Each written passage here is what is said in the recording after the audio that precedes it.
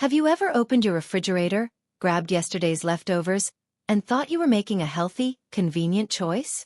What if I told you that this simple act, something millions of us do every single day, could be slowly poisoning your body? That's right. Some of the most common, seemingly innocent foods in your kitchen can transform into silent health destroyers when reheated, releasing toxic compounds linked to cancer, dementia, and serious neurological damage. I'm not talking about obviously spoiled food or exotic ingredients. I'm talking about everyday staples that you probably have in your refrigerator right now. Foods that doctors and nutritionists are increasingly warning us about. These are foods that most people consider healthy, but when subjected to the wrong reheating methods, they undergo dangerous chemical transformations that can accumulate in your body over time, setting the stage for devastating health consequences.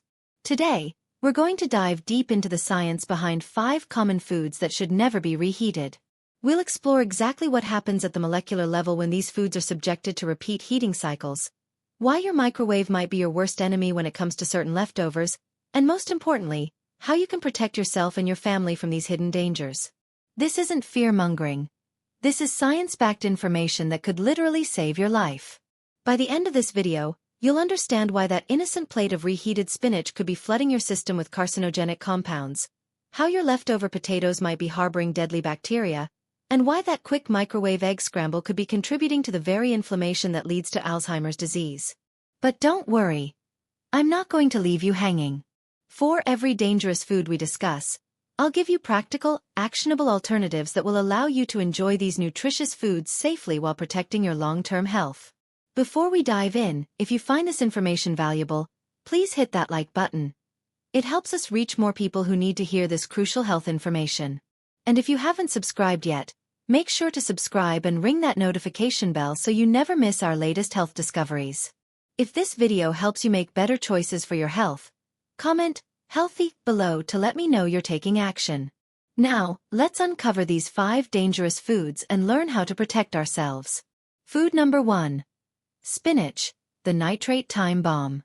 Let's start with one of the most shocking revelations. Spinach. This leafy green is universally celebrated as a superfood, and rightfully so. Fresh spinach is packed with vitamins A, C, and K, folate, iron, and powerful antioxidants. It's the poster child for healthy eating, featured in everything from green smoothies to gourmet salads. But here's what most people don't know. Spinach contains naturally high levels of nitrates.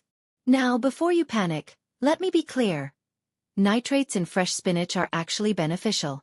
They support healthy blood flow, can lower blood pressure, and even enhance athletic performance. The problem isn't the nitrates themselves. It's what happens to them when spinach is stored and reheated. When you cook spinach and then store it, especially at room temperature or even in your refrigerator for extended periods, those beneficial nitrates begin a sinister transformation. Bacteria naturally present in the spinach, combined with storage conditions, convert nitrates into nitrites. But the real danger comes when you reheat that stored spinach. The reheating process, particularly in microwaves or at high temperatures, triggers the final and most dangerous transformation. Nitrites convert into nitrosamines. These are not just harmful compounds. They are potent carcinogens that have been extensively studied and linked to serious health risks. The World Health Organization and the National Cancer Institute have published numerous studies connecting nitrosamines to increased cancer risk, particularly cancers of the gastrointestinal tract including stomach cancer, colorectal cancer, and esophageal cancer. But the dangers don't stop there. Emerging research is revealing that nitrosamines may also contribute to neurological damage. These compounds can cross the blood-brain barrier and contribute to the kind of chronic inflammation that researchers now believe plays a major role in cognitive decline, memory loss, and neurodegenerative diseases like Alzheimer's and Parkinson's. Think about this. Every time you reheat that spinach lasagna, that leftover spinach quiche, or that green smoothie you made yesterday, you could be flooding your system with these cancer-causing compounds. The transformation is invisible. The spinach looks the same, smells the same, and tastes the same. But at the molecular level, it has become a completely different substance. This is particularly concerning for older adults. As we age, our bodies become less efficient at detoxifying harmful compounds. Our cellular repair mechanisms slow down, and systems that once protected us become compromised. What might have been a minor issue in our younger years can have devastating consequences as we get older. Here's a real-world scenario. You make a big batch of spinach and ricotta stuffed shells on Sunday, planning to enjoy them throughout the week. Each time you reheat a portion, you're potentially exposing yourself to increasing levels of nitrosamines. Over months and years of this pattern, these compounds accumulate, creating a toxic burden that your aging body struggles to handle. The solution isn't to avoid spinach, it's to be smart about how you consume it. Eat spinach fresh whenever possible. If you have cooked spinach dishes, consider eating leftovers cold. Think spinach salads, cold soups, or room temperature grain bowls. If you absolutely must reheat spinach, do so gently using low heat on the stovetop, and never reheat the same portion multiple times. Store spinach dishes in the refrigerator immediately after cooking, and consume them within 24 to 48 hours maximum. The longer spinach sits, even refrigerated, the more time bacteria have to convert those nitrates into dangerous compounds. Food number 2. Potatoes, the silent bacterial breeding ground. Potatoes are comfort food at its finest. Creamy mashed potatoes, crispy roasted varieties, hearty baked potatoes loaded with toppings. They're affordable, versatile, and satisfying. But potatoes harbor a secret danger that most people are completely unaware of, and it has to do with a deadly bacterium that thrives in the exact conditions we create when we store and reheat potato dishes. When potatoes are first cooked, their starches break down into easily digestible forms. But as they cool, especially if left at room temperature or stored improperly, these starches undergo a process called retrogradation, transforming into resistant starch. While some resistant starch can be beneficial for gut health, the real problem lies in what else is happening during this cooling process. Potatoes, particularly when wrapped in foil or stored in low-oxygen environments, can become breeding grounds for Clostridium botulinum, the bacterium that causes botulism. This isn't your average food poisoning. Botulism is a serious, potentially fatal illness caused by neurotoxins that can cause paralysis, respiratory failure, and death. Here's what makes this so insidious. C. Botulinum thrives in low-oxygen, low-acid environments with neutral pH. Exactly the conditions found inside a baked potato wrapped in foil. The bacteria produce spores that are incredibly resistant to heat, meaning they can survive initial cooking temperatures. When potatoes are then allowed to cool slowly at room temperature before refrigeration, these spores have the perfect opportunity to multiply and produce their deadly toxins. The scariest part? These toxins are completely odorless, tasteless, and invisible. Your leftover potatoes can look perfectly normal, smell fine, and taste delicious while harboring enough neurotoxin to cause serious illness or even death. But even if we're talking about sublethal doses, amounts that won't cause acute botulism, there's growing evidence that chronic exposure to low levels of bacterial toxins can contribute to systemic inflammation, digestive issues, and potentially even neurological problems over time. Recent research into the gut-brain axis has shown us that what happens in our digestive system has profound effects on our brain health. Chronic inflammation in the gut, which can be triggered by bacterial toxins, has been linked to increased risk of depression, anxiety, cognitive decline, and neurodegenerative diseases. For older adults, this risk is magnified. Age brings natural declines in immune function and digestive efficiency.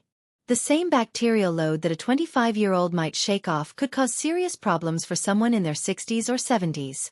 Moreover, the cumulative effect of years of low-level toxin exposure can overwhelm the body's natural defense mechanisms. Consider this common scenario. You bake several potatoes for dinner, wrap the extras in foil, and stick them in the refrigerator. 3 days later, you unwrap one and reheat it in the microwave for a quick lunch. The potato tastes fine, but you've potentially introduced bacterial toxins into your system. Repeat this pattern regularly, and you're essentially conducting a long-term experiment on your own health. The risks are even higher with dishes like potato salad, mashed potatoes, or any preparation where potatoes are mixed with other ingredients and then stored. These complex dishes provide even more opportunities for bacterial growth and toxin production. To protect yourself, follow these critical guidelines. Never leave cooked potatoes at room temperature for more than 2 hours. If you're baking potatoes in foil, Remove the foil immediately after cooking to prevent anaerobic conditions. Store leftover potatoes in breathable containers, not wrapped in foil or plastic.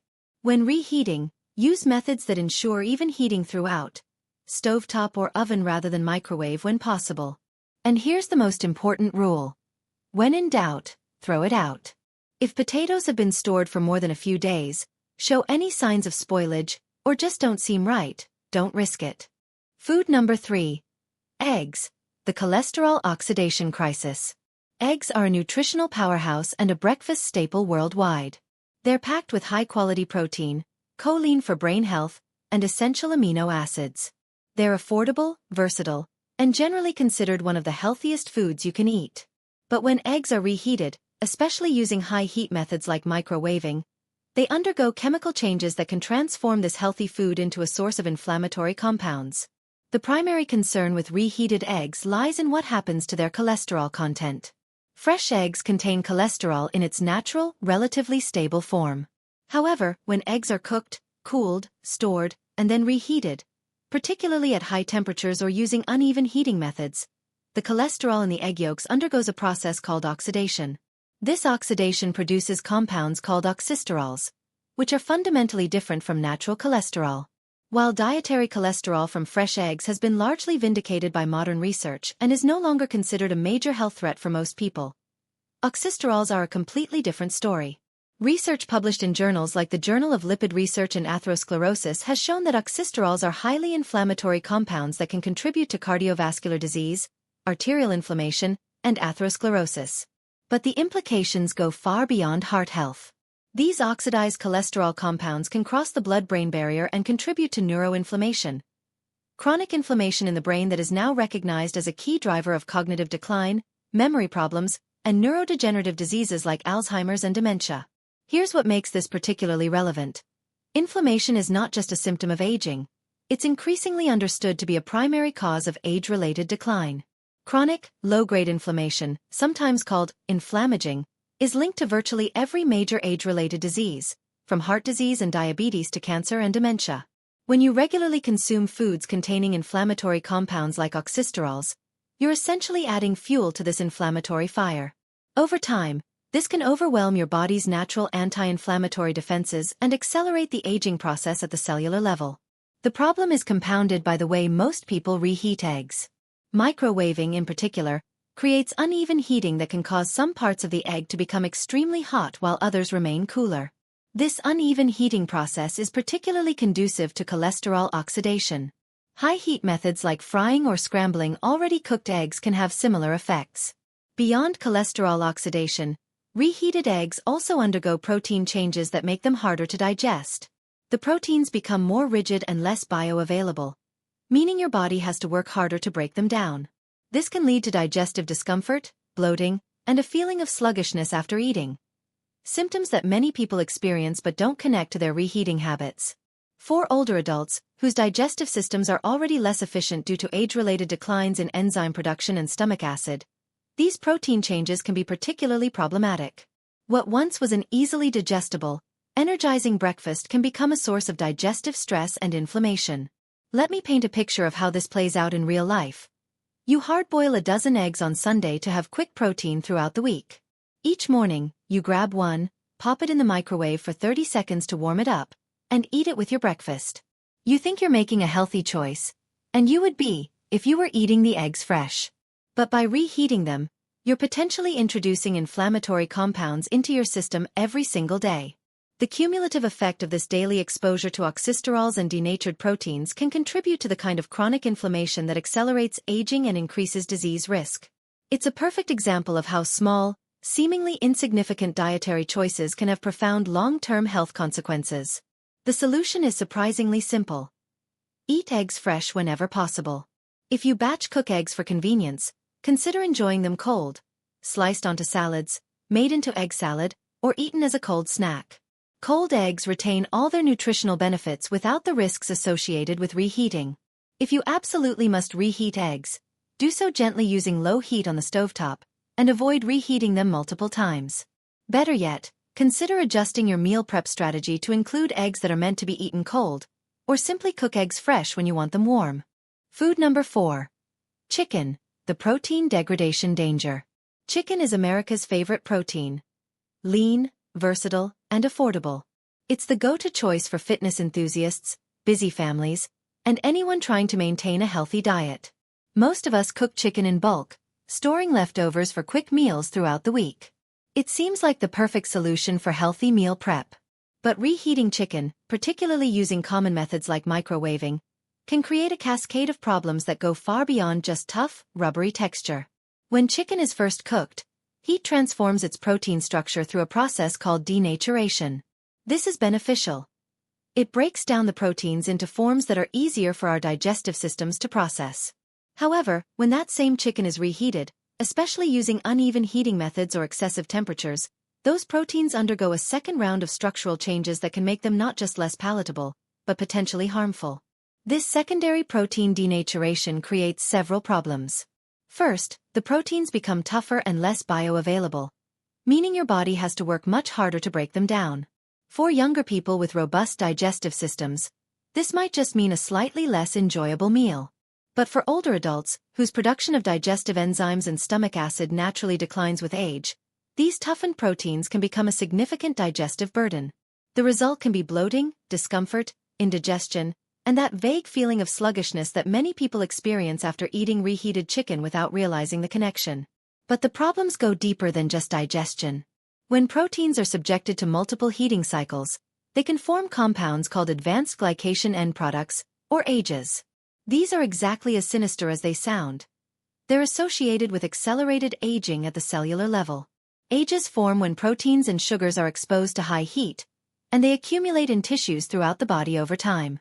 Research has linked high levels of AGEs to a wide range of age-related diseases, including cardiovascular disease, diabetes complications, kidney disease, and neurodegeneration.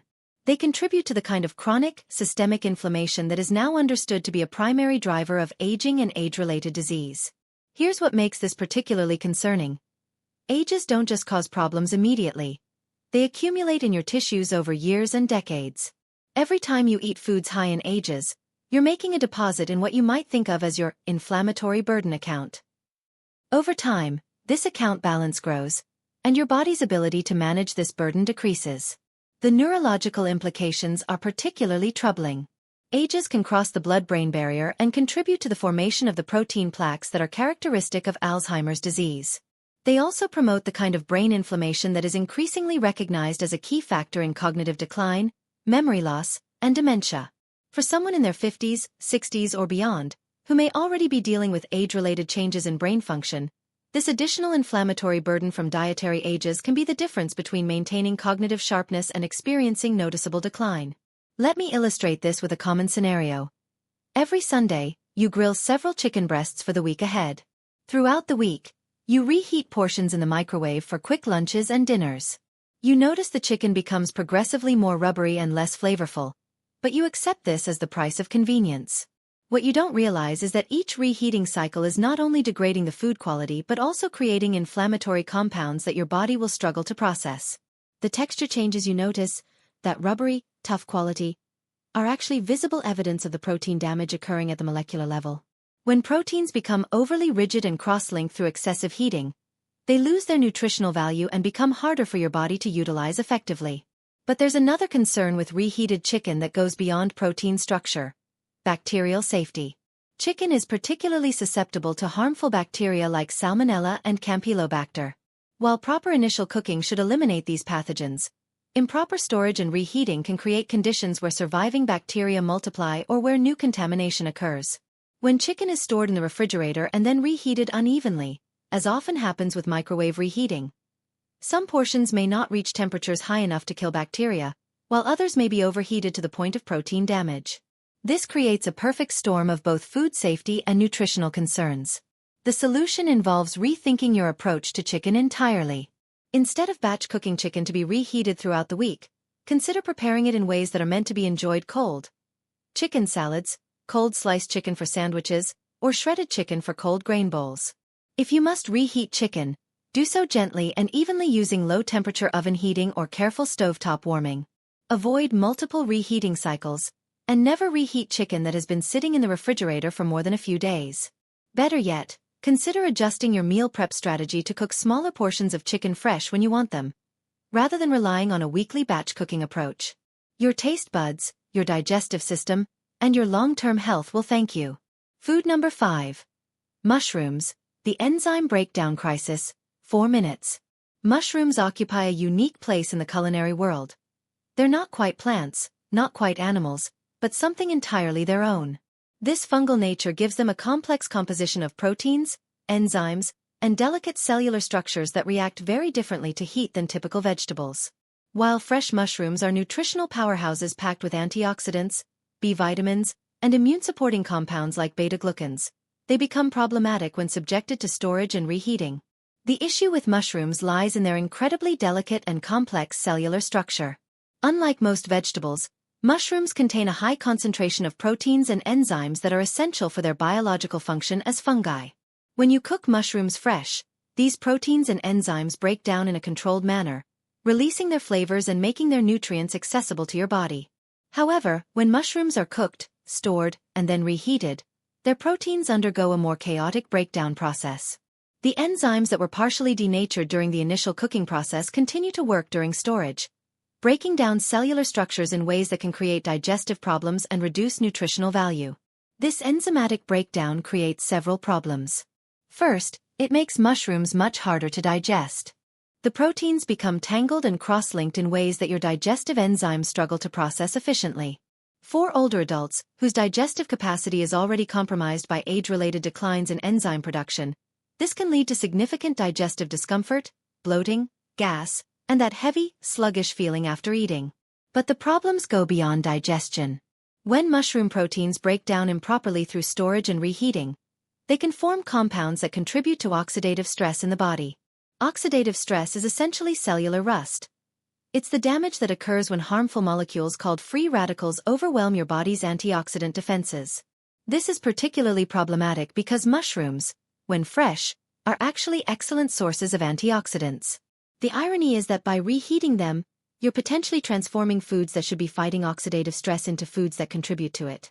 The oxidative stress connection is crucial for understanding long-term health implications. Chronic oxidative stress is linked to accelerated aging, increased cancer risk, cardiovascular disease, and neurodegeneration.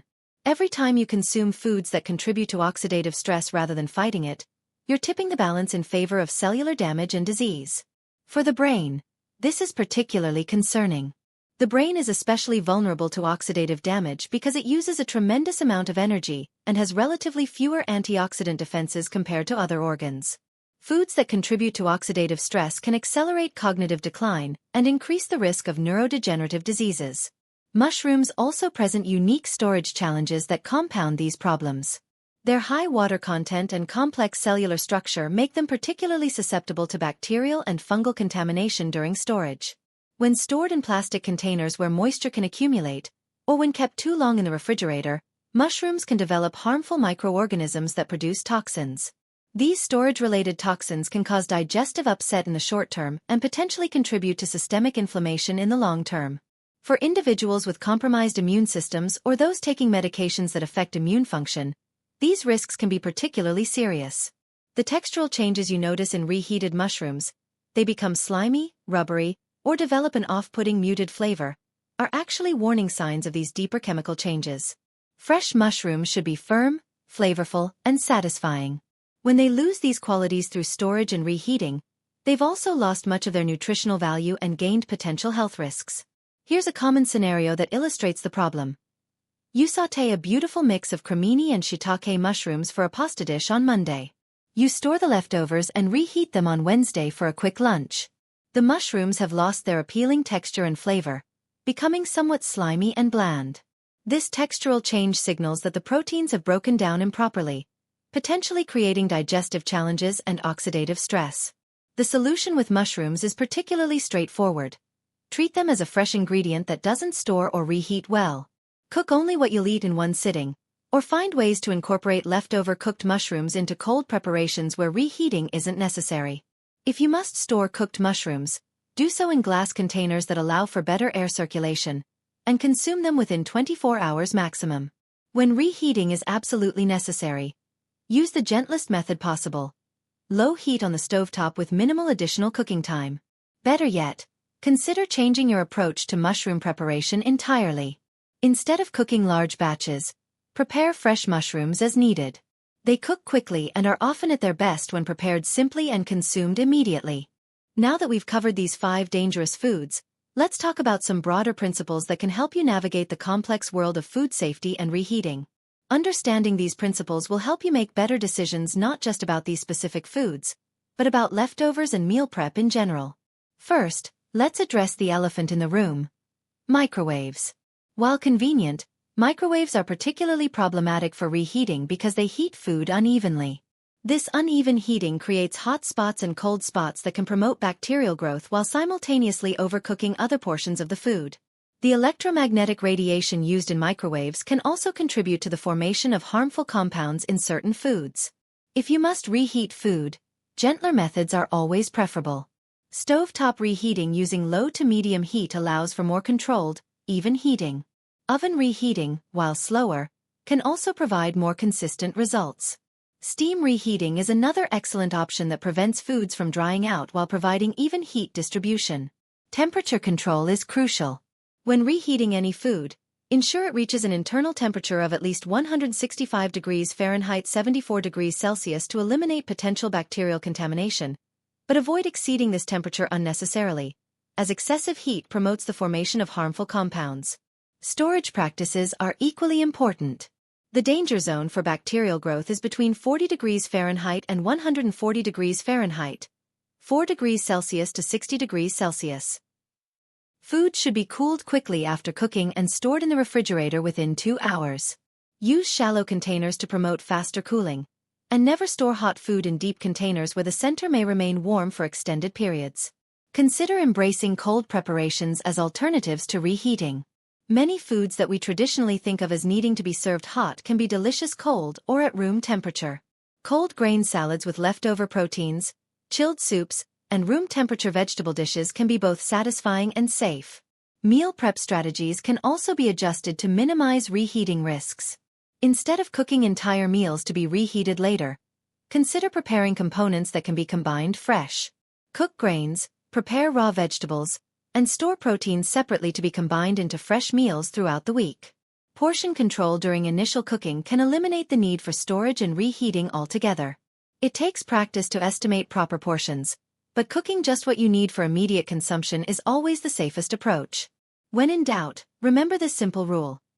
If food looks, smells, or tastes off in any way after storage, discard it immediately. Trust your senses. They've evolved to protect you from potentially dangerous foods. Conclusion and call to action. 2 minutes. The information we've covered today isn't meant to scare you away from eating healthy foods like spinach, potatoes, eggs, chicken, and mushrooms. These are all nutritious foods that can and should be part of a healthy diet. The key is understanding how to prepare, store, and consume them safely to maximize their benefits while minimizing potential risks. The overarching theme here is that small changes in food handling can have profound impacts on your health over time. The toxic compounds we've discussed don't cause immediate, obvious harm. They work silently over months and years, contributing to the kind of chronic inflammation and cellular damage that accelerates aging and increases disease risk. This is particularly important as we age. Our bodies become less resilient, our detoxification systems less efficient, and our repair mechanisms slower. The dietary choices that seemed inconsequential in our younger years can have magnified effects as we get older.